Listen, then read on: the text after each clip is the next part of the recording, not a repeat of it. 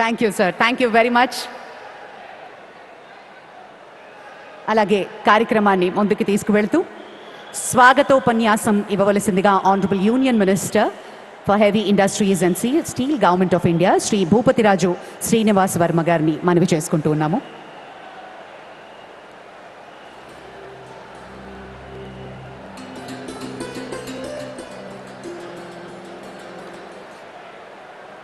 Bharat Mata key,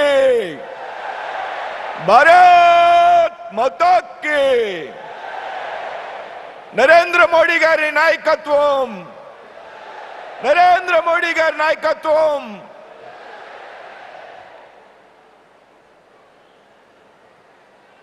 Andhra Pradesh రాష్ట్ర ప్రజలు అత్యంత ప్రతిష్టాత్మకంగా భావించినటువంటి భోగాపురం అల్లూరి సీతారామరాజు అంతర్జాతీయ విమానాశ్రయాన్ని ప్రారంభించడానికి ఇచ్చేసినటువంటి ప్రీతమ నేత, భారతదేశపు ప్రగతి ప్రదాత, భారతదేశాన్ని ప్రపంచంలో విశ్వగురువుగా నిలబెట్టడానికి నిరంతరం కఠోర పరిశ్రమ చేస్తున్నటువంటి మన ప్రీతమ ప్రధాని శ్రీ నరేంద్ర మోడీ గారికి, అదేవిధంగా రాష్ట్ర ముఖ్యమంత్రి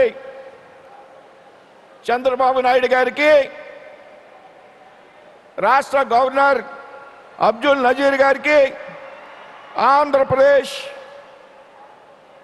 గోవా గవర్నర్ శ్రీ అశోక్ గజపతిరాజు గారికి, రాష్ట్ర ముఖ్యమంత్రి శ్రీ పవన్ కళ్యాణ్ గారికి, కేంద్ర పౌర విమానయాన శాఖ మంత్రి, కేంద్ర పౌర విమానయాన శాఖ మంత్రి, ఉత్తరాంధ్ర జిల్లాల ముద్దుబిడ్డ అయినటువంటి రామ్మోహన్ నాయుడు గారికి,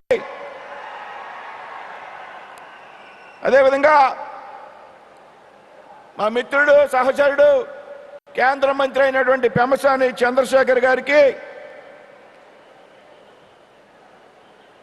స్థానిక పార్లమెంట్ సభ్యులు అప్పలనాయుడు గారికి, స్థానిక శాసనసభ్యురాలు సోదరి శ్రీమతి లోకం మాధవ్ గారికి, వేదిక మీద ఆశీస్సులైనటువంటి జిల్లా మంత్రులకు, ప్రజాప్రతినిధులకి అందరికీ కూడా హృదయపూర్వక నమస్కారం తెలియజేస్తున్నా. వేదిక మీద ఉన్నటువంటి, వేదిక ముందు ఉన్నటువంటి అశేష ప్రజానీకానికి హృదయపూర్వక నమస్కృతులు తెలియజేస్తూ ఉన్నా. మిత్రులారా, ఈరోజు ఆంధ్రప్రదేశ్ రాష్ట్ర చరిత్రలో ముఖ్యంగా ఉత్తరాంధ్ర ప్రజల యొక్క జిల్లాలో సువర్ణాక్షరాలతో లిఖించదగ్గటువంటి రోజు అనేటువంటి విషయాన్ని సందర్భంగా గుర్తు చేస్తూ ఉన్నా. నవ్యాంధ్ర ప్రయాణంలో ఇదొక కీలకమైనటువంటి మైలురాయి అనేటువంటి విషయాన్ని ఈ సందర్భంగా ప్రస్తావిస్తూ ఉన్నా. ఈ విమానాశ్రయం ప్రారంభం ద్వారా ఏదైతే ఉత్తరాంధ్ర జిల్లాలుగా ఉన్నటువంటి శ్రీకాకుళం కానీ, విశాఖపట్నం, అదేవిధంగా మన్యం జిల్లాలు, విజయనగరం జిల్లాలు పెద్ద ఎత్తున గ్లోబల్ మ్యాప్లోకి చోటు లభించడమే కాకుండా ఇప్పటి వరకు సముద్ర తీర ప్రాంతంలో ఉన్నటువంటి ప్రాంతం రాబోయేటువంటి రోజుల్లో ఆకాశమే హద్దుగా మారనుంది అనేటువంటి విషయాన్ని ఈ సందర్భంగా గుర్తు చేస్తున్నాను. మిత్రులారా, మనంతా కూడా గ్రహించాల్సినటువంటి అవసరం ఉంది. 2024లో మూడోసారి ప్రధానమంత్రిగా బాధ్యతలు స్వీకరించినటువంటి శ్రీ నరేంద్ర మోడీ గారు ఆంధ్రప్రదేశ్ రాష్ట్ర అభివృద్ధిని ఆయన భుజస్కంధాల మీద వేసుకుని రాష్ట్ర ముఖ్యమంత్రి చంద్రబాబు నాయుడు గారు, ఉప ముఖ్యమంత్రి పవన్ కళ్యాణ్ గారి సారథ్యంలో యువ నాయకుడు లోకేష్ గారి యొక్క సామర్థ్యంతో పెద్ద ఎత్తున ఆంధ్రప్రదేశ్ రాష్ట్రాన్ని అభివృద్ధి పదంలో నడిపిస్తున్నటువంటి సంగతి మీరంతా కూడా గ్రహించాలి. మిత్రులారా, ఆంధ్రప్రదేశ్ రాష్ట్రానికి కొన్ని లక్షల కోట్ల రూపాయలు మంజూరు చేసి పెద్ద ఎత్తున ఆంధ్రప్రదేశ్ అభివృద్ధికి ప్రాధాన్యతనిస్తున్నటువంటి ప్రధాని నరేంద్ర మోడీ గారు అనేటువంటి విషయాన్ని సందర్భంగా గుర్తు చేస్తున్నాను. మిత్రులారా, అదేవిధంగా భారత ప్రధానమంత్రిగా మూడోసారి బాధ్యతలు స్వీకరించాక నరేంద్ర మోడీ గారు ఆంధ్రప్రదేశ్ రాష్ట్రానికి రావడం ఇది 6వ పర్యాయం అనేటువంటి సంగతి. ఈ 6 పర్యాయాలలో 3 పర్యాయాలు కేవలం ఉత్తరాంధ్ర జిల్లాలకు మాత్రమే వచ్చారు. అంటే ఆంధ్రప్రదేశ్ అభివృద్ధి మీద, ఉత్తరాంధ్ర జిల్లాల యొక్క అభివృద్ధి మీద ఆయనకు ఉన్నటువంటి చిత్తశుద్ధిని తెలియజేస్తుంది అనేటువంటి విషయాన్ని ఈ సందర్భంగా గుర్తు చేస్తున్నాను. మిత్రులారా, అదేవిధంగా ఈరోజు మనం ప్రారంభించుకున్నటువంటి విమానాశ్రయం గురించి దాదాపు 5,000 కోట్ల రూపాయలతో అత్యాధునికమైనటువంటి టెక్నాలజీతో నిర్మించినటువంటి విమానాశ్రయం రాబోయేటువంటి రోజుల్లో ఏటా 60 లక్షల మంది ప్రయాణికులకు సేవ కలుగజేస్తుంది అనేటువంటి విషయాన్ని ఈ సందర్భంగా గుర్తు చేస్తున్నాను మిత్రులారా. అంతేకాదు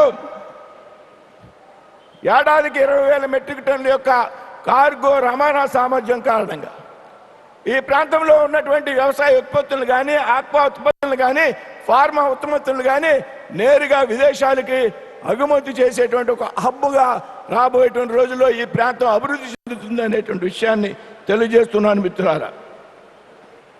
అదేవిధంగా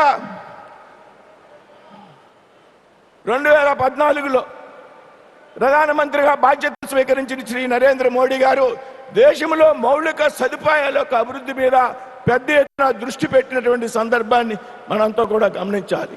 ఈరోజు దేశంలో పెద్ద ఎత్తున ఇన్ఫ్రాస్ట్రక్చర్ డెవలప్మెంట్ జరుగుతూ ఉంది.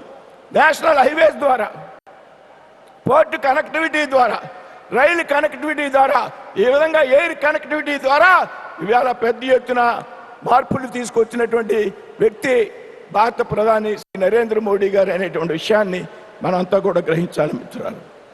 ముఖ్యంగా విమానయాన రంగానికి సంబంధించి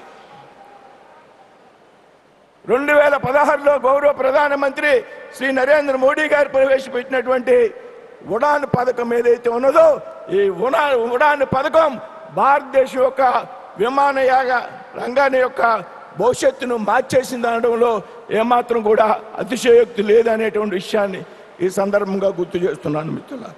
2014 ముందు భారతదేశంలో కేవలం 74 విమానాశ్రయాలు మాత్రమే ఉంటే మోడీ గారి బాధ్యతలు స్వీకరించినటువంటి ఈ 12 సంవత్సరాల కాలంలో ఈ విమానాశ్రయాల సంఖ్య 160కి పైగా పెరిగింది. అంటే ఎంత పెద్ద ఎత్తున ఆయన ఎయిర్ కనెక్టివిటీ మీద దృష్టి పెట్టారు అనేటువంటి విషయాన్ని ఈ సందర్భంగా మీ అందరికీ కూడా గుర్తు చేస్తున్నాను మిత్రులారా. ఉడాన్ పథకం ఏదైతే ఉందో, విమాన పథకంలో సామాన్యుడు కూడా విమానయానం చేయాలనేటువంటి ఆయన యొక్క సంకల్పం.